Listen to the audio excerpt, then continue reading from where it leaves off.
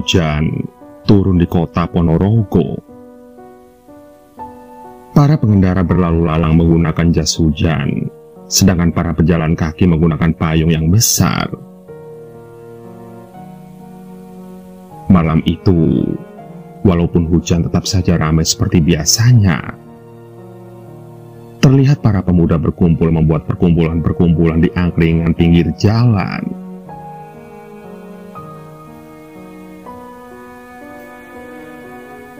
Tersebutlah di salah satu angkringan kopi di kota itu.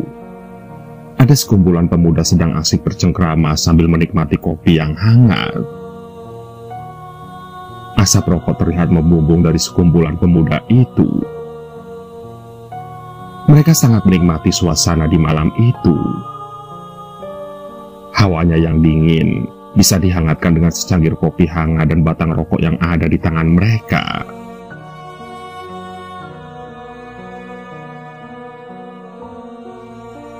Suara canda tawa mereka membuat angkringan itu terlihat sangat ramai ketimbang angkringan lainnya. Bahkan saking asiknya, mereka sampai tidak merasa bahwa waktu sudah menunjukkan pukul 1 dini hari. Pedagang yang mempunyai angkringan itu juga sudah mulai mengemasi barang-barangnya untuk dibawa pulang. Para pemuda itu pun kemudian sepakat untuk segera pulang dan akan menyambungnya di lain hari.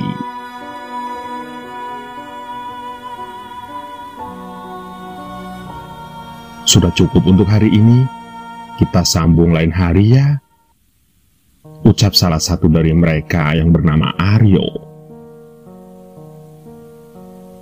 Oke, siap, sahut teman-temannya. Mereka semua pun segera berjalan pulang ke rumah masing-masing. Aryo salah satu orang yang mempunyai rumah paling jauh di antara mereka, pulang dengan menaiki kendaraan bermotor dan berboncengan dengan Danu, teman sekaligus saudara sepupunya.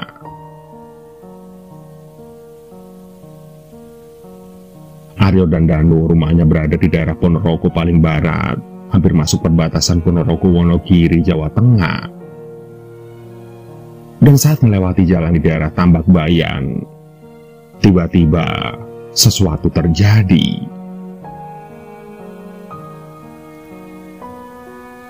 Loh, motor ini kenapa? Aryo yang sedang menyetir motor kaget penuh tanda tanya. Ada apa, Mas? Memangnya kenapa motornya? Tanya Danu yang bingung dengan sikap saudaranya itu. Entahlah, aku juga tidak tahu kenapa motor ini rasanya seperti berjalan sendiri. Hah? Berjalan sendiri? Memangnya bisa? Ada-ada saja kamu ini, Mas. Kamu bercanda ya? Sahut Danu yang tidak percaya dengan omongan Aryo.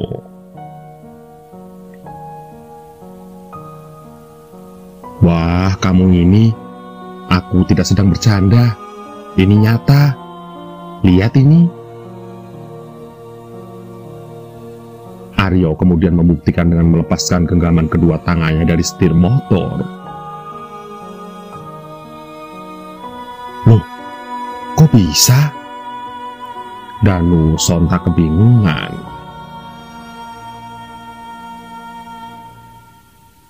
Gimana? Kamu sudah percaya? Tanya Aryo. Hehehe. Iya, jawab Danu agak malu.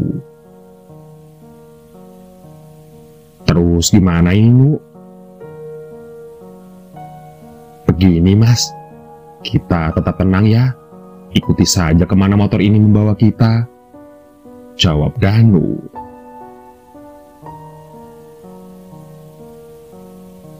Ya udah, Nu. Okelah kalau begitu.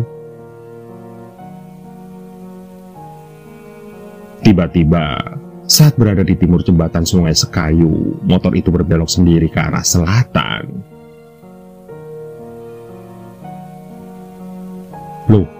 kok malah belok ke sini? Kaget Aryo.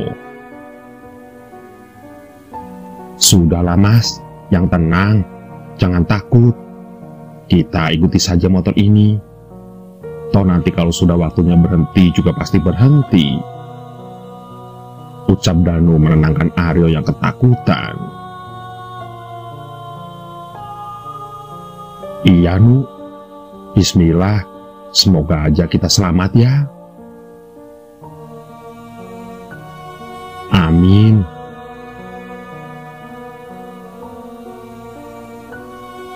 Kemudian, motor yang berjalan sendiri tanpa ada yang mengendalikan itu membawa mereka melewati perumahan penduduk. Lalu lama-kelamaan mulai masuk persawahan dan semakin menjauh dari kota. Dan setelah sekitar 10 menit berjalan, akhirnya motornya berhenti di suatu tempat yang sangat asing bagi kedua pemuda itu. Motornya berhenti di kompleks perumahan yang sangat megah. Terlihat keramik rumahannya berwarna merah semua. Sontak mereka berdua pun diliputi rasa bingung, takut, dan kagum dengan rumah-rumah yang mewah itu.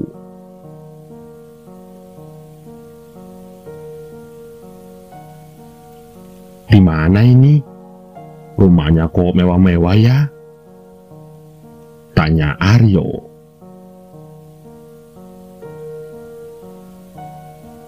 Iya, rumahnya besar-besar lagi. Pasti ini kampungnya orang-orang kaya nih. Atau jangan-jangan ini kampungnya kaum elit. Imbu Danu. Ya udah, ayo kita jalan sambil melihat-lihat. Ajak Aryo. Ayo mas, aku juga penasaran dengan tempat ini.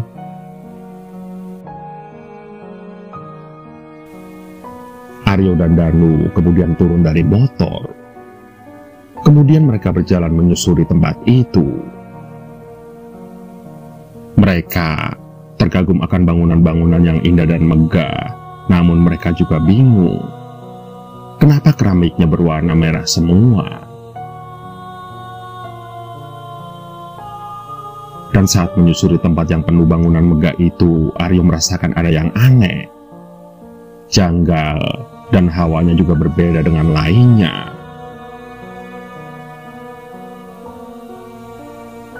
Nu, aku kok merasa ada yang aneh ya? Kata Aryo. Aneh bagaimana mas? Tanya Danu.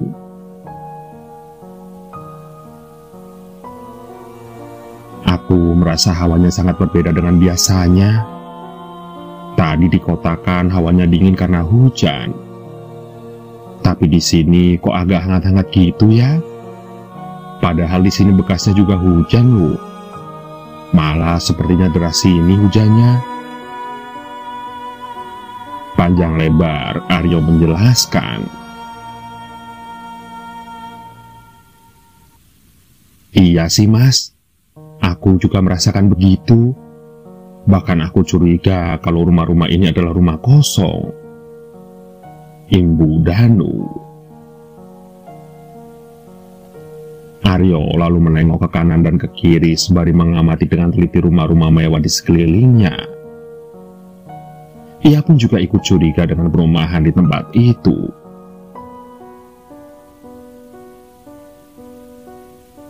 Iya Nu, rasa-rasanya memang seperti rumah kosong ya, tegas Aryo.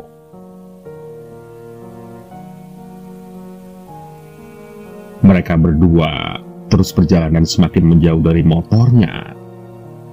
Sampai tiba-tiba kaki Danu seperti menyenggol sesuatu. Loh, apa ini? Tanya Danu. Lalu ia pun melihat ke bawah, dan betapa kagetnya ia, karena ternyata yang ia senggol adalah sebuah batu nisan makam. Loh, kok ada nisan di sini? Danu.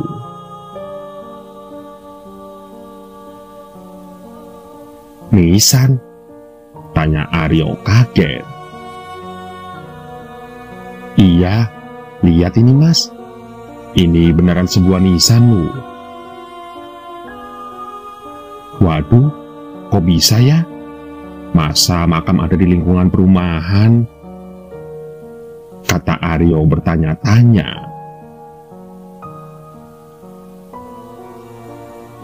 Kemudian mereka pun mengamati dengan seksama batu nisan tersebut.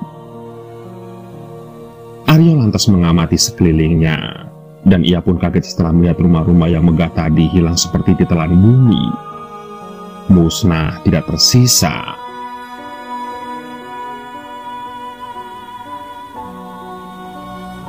"Lah, kemana rumah-rumah tadi?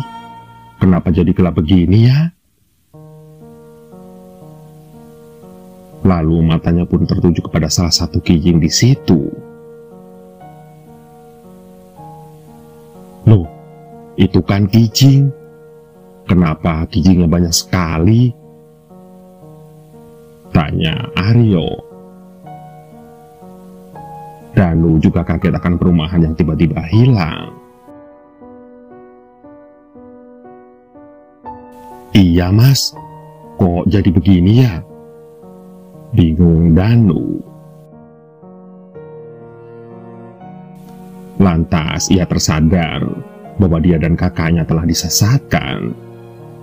Ternyata rumah-rumah mewah tadi hanyalah ilusi. Dan sebenarnya tempat tersebut bukanlah kompleks perumahan, melainkan kompleks pemakaman. "Astagfirullahaladzim Mas, ayo cepat lari ke motor. Ini kuburan Mas, ini kuburan," teriak Danu sambil berlari dan menggandeng tangan kakaknya itu. Aryo dan Danu berlari melompati kijing-kijing yang ada di sana. Dan karena saking banyaknya, maka seperti tidak ada jalan lagi. Mereka lantas segera menyalakan motor lalu bergegas pulang. Sontak saja mereka berdua pulang dalam keadaan takut, bingung, bercampur aduk menjadi satu, hingga membuat mereka terdiam 1000 bahasa selama perjalanan pulang.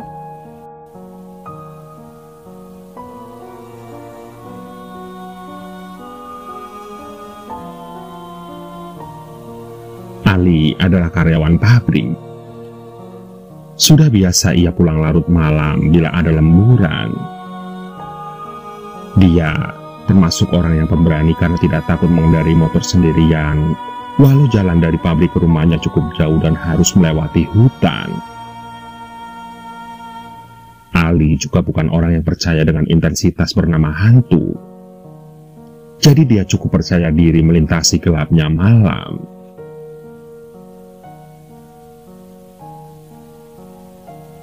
Hingga suatu hari, Ali harus lembur hingga tengah malam karena pabrik dalam masa sibuk-sibuknya. Ali kemudian pulang sendirian dengan menahan rasa kantuk. Sampai dia merasa jalan yang ia lalui sangat jauh dan tidak sampai-sampai pada tujuannya, rumah.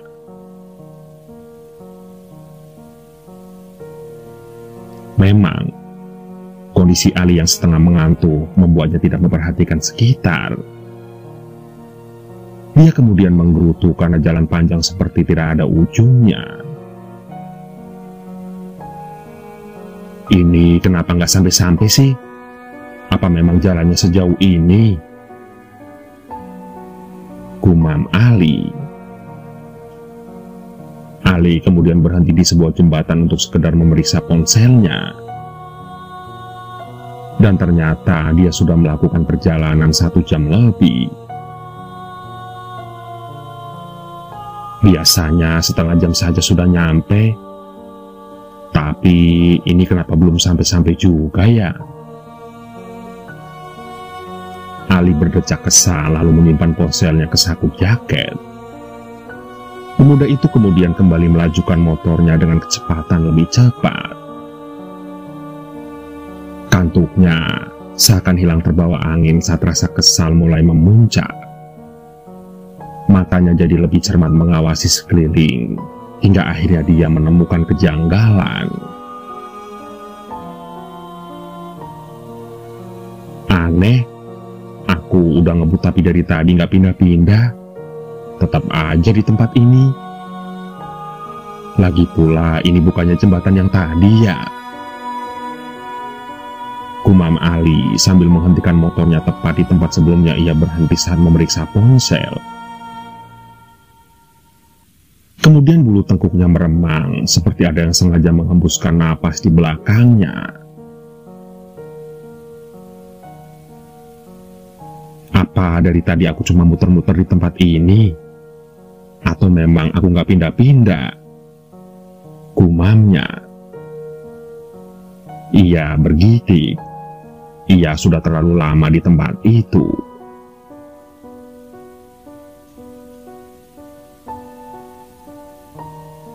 Entahlah, upaya apapun yang ia lakukan, tetap saja Ali tidak bisa keluar dari situasi itu. Bahkan ia sudah putar balik ke arah pabrik, tapi tetap saja kembali ke jembatan itu. Sialan, biasanya gak kayak gini. Ali kembali menggerutu karena terjebak di tempat itu. Ia putus asa memikirkan cara untuk sampai ke rumah dengan selamat. Sampai tiba-tiba, Ali kemudian membeku saat mendengar tawa yang mengaum. Suara itu seperti dari jauh, tapi juga terasa dekat.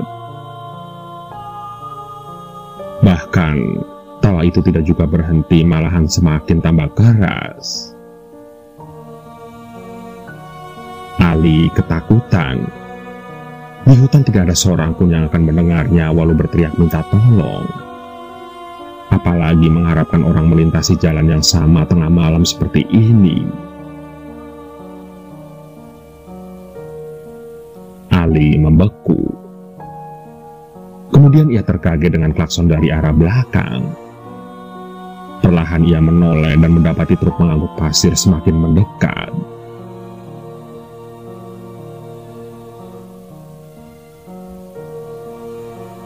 Kenapa mas?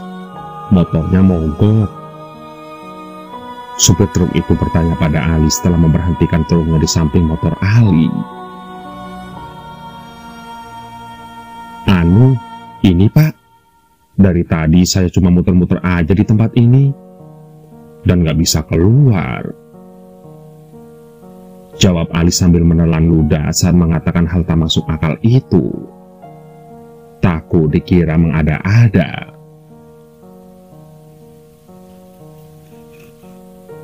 Oh, itu memang sudah sering kejadian seperti ini mas. Bahkan biasanya sampai 2-3 hari baru ditemukan, jawab si supir truk.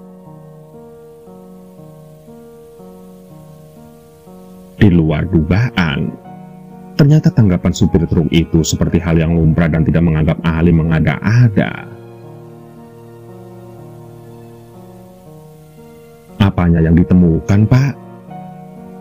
Tanya Ali agak heran dengan pernyataan supir truk itu dan memutuskan untuk bertanya.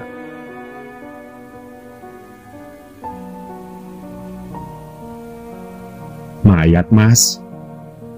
Kelaparan karena hilang di tempat ini. Disesatkan sama setan penunggu.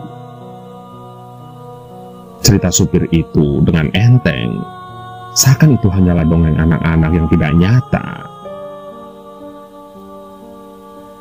Melihat reaksi Ali, supir itu baru sadar bahwa dia telah mengatakan hal yang mengerikan.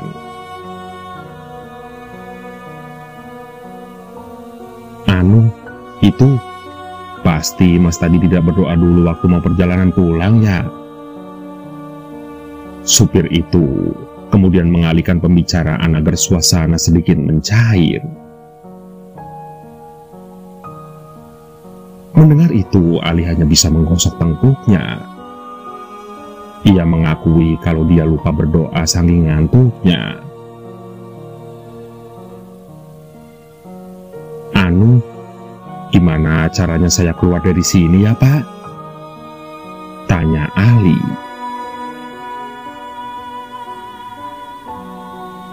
"Mas, ikuti saja truk saya dari belakang sampai keluar dari hutan ini.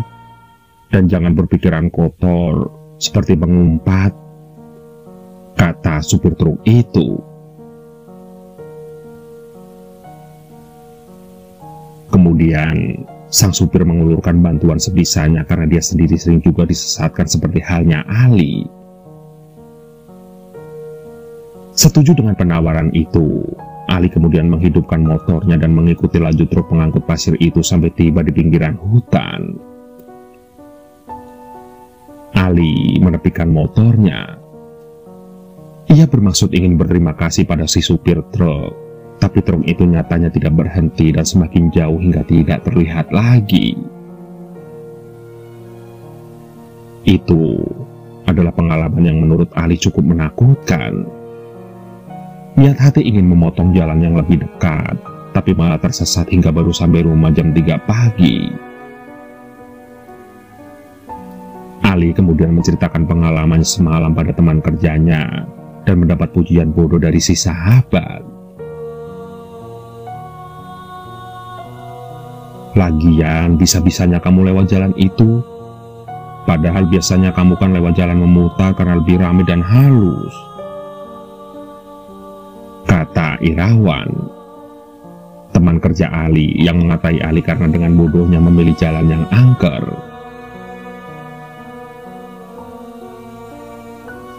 "Ya mana aku tahu kalau jalan itu angker," jawab Ali sedikit malu.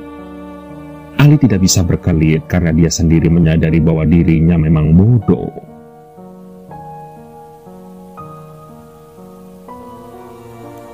Jalan itu, lebih tepatnya di jembatan itu, sudah banyak kejadian seperti yang kamu alami. Syukur kamu bisa keluar dari hutan itu. Soalnya 6 bulan yang lalu, ada supir truk pengangkut pasir yang ditemukan meninggal di sana. Tubuhnya kering setelah dinyatakan hilang selama 4 hari. Sepertinya dia mati kelaparan dan dehidrasi. Irawan kemudian bercerita kejadian 6 bulan yang lalu, yang bahkan beritanya sempat dimuat di surat kabar.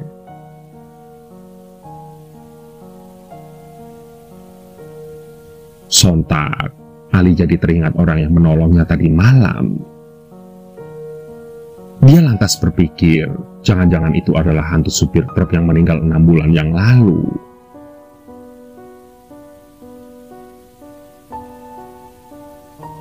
Makanya jembatan itu dinamakan jembatan bingung, karena orang yang lewat sana saat tengah malam hanya akan berputar-putar dan tidak bisa keluar. Irawan menambahkan, dan membuat Ali semakin takut sekaligus merasa bersyukur karena ia bisa keluar dari tempat itu. Begitulah, percaya atau tidak, mereka memang ada. Mereka hidup berdampingan dengan kita. Tidak hanya di jembatan gantung, hal-hal mistis bisa terjadi dimanapun. Bisa di sekolah kalian, di kampus kalian, di kontrakan, kos-kosan, bahkan di kamar kalian yang saat ini sedang kalian tempati. Jadi, berhati-hatilah.